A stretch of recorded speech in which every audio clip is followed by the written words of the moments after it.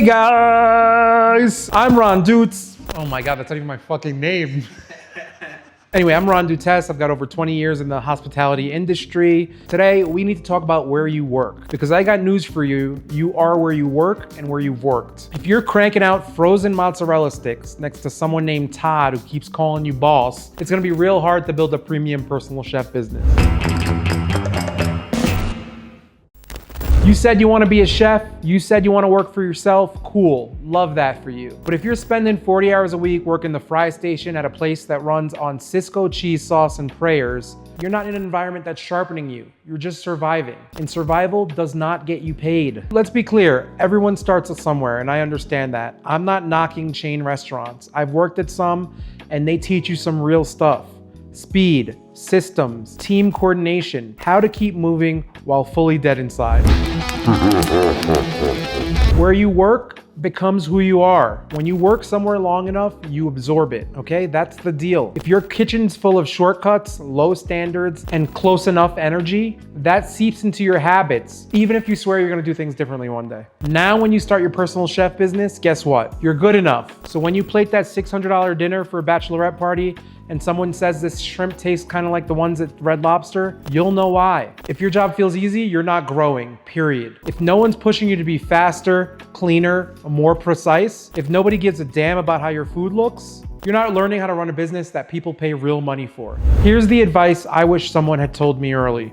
If you want to be a great chef, go work for someone that hurts your ego a little. Somewhere where the standard is higher than yours, where the chef actually tastes the sauce before it goes out, where they're not afraid to say, nah, do it again. That kind of environment sharpens you, and the faster you get sharp, the faster you can go out on your own and build something that actually lasts. Look, you don't need to go to culinary school, but you do need to treat every kitchen you're stepping into like a classroom. So stop hanging out in classrooms where they're teaching heat and serve 101.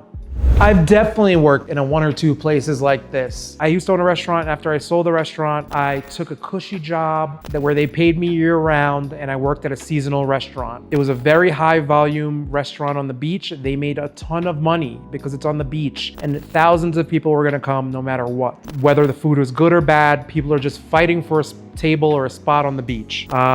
So we were packed every day. But being that people were gonna come whether it's busy or not, they had lower standards. The food was slopped on and they didn't care. And when I came on, that was a very hard thing for me to deal with and become accustomed to because I'd come from higher standard kitchens. And I gotta tell you, I stayed there for far too long. I stayed there for more than I'm proud to say because it was cushy. My standards were slipping. I definitely left that place with less standards than I came. It's not to say that there wasn't things I can learn from that place. I certainly did learn a lot from working there.